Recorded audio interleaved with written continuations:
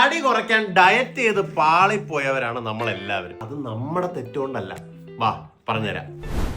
ഇവിടെ ഒന്നുമില്ല, അവൻ പറയണത് കേട്ടിട്ടോ ആദ്യം. ഡയറ്റ് നിർത്തുന്നതിന് കാരണം നിങ്ങളുടെ ക്രേവിങ്സ് അല്ല, പകരം നിങ്ങളുടെ വിശപ്പാണ്. നമ്മൾ സ്കൂൾ സമയത്താണെന്ന് ആലോചിച്ച് നോക്കുക.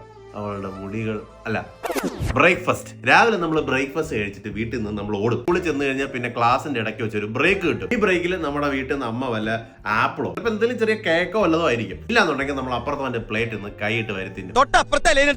ഇത് കഴിഞ്ഞാൽ ഉച്ചയ്ക്ക് ഫുഡാ.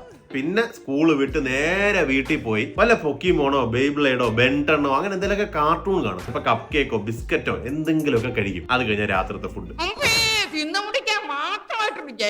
നമ്മൾ ഈ 5 നേരം കഴിക്കുന്നതുകൊണ്ട് നമുക്ക് ഈ ഇടയിലുള്ള വിശപ്പ് കുറവായിരുന്നു. ഫുഡ് ഡെലിവറി ആപ്പിലൊക്കെ കാണുന്ന ക്രേവിങ്സ് ആ വിശപ്പ് കാരണം നമ്മൾ സ്വന്തം ക്രേവിങ്സ് ആക്കി മാറ്റും. ഈ വിശപ്പില്ലെങ്കിൽ നമുക്ക് ക്രേവിങ്സ് ഇല്ല. ഇത് എന്റെ സ്വന്തം ജീവിതത്തിൽ നിന്ന് ചെകഞ്ഞെടുത്ത വാക്കുകളാണ്. ഡയറ്റ് തുടങ്ങുന്നതിന് മുമ്പ് നിങ്ങൾ ആദ്യം ശരിയാക്കേണ്ടത് പ്രോപ്പർ മീൽ സെറ്റിംഗ് ആണ്. നിങ്ങൾക്ക് വേണ്ട സാധനം കറക്റ്റ് ഇന്റർവെൽസിൽ കഴിക്കുക. ചെറിയ ചെറിയ ഗ്യാപ്പിൽ കഴിച്ചാൽ മതി. ആദ്യം നമ്മളെ ഫുഡ് കറക്റ്റ് ചെയ്യാതെ ഡയറ്റിലേക്ക് പോയിട്ട് കാര്യമേ ഇല്ല. ഇത്ര നാളായിട്ട് ഞാൻ ഡയറ്റ് സ്റ്റാർട്ട് ചെയ്തിട്ടില്ല. ആ ഡയറ്റ് സ്റ്റാർട്ട് ചെയ്യുന്നതിന് മുമ്പുള്ള സെറ്റിംഗ്സ് ആണ് ഇപ്പൊ നടന്നുകൊണ്ടിരിക്കുന്നത്. That was episode 5.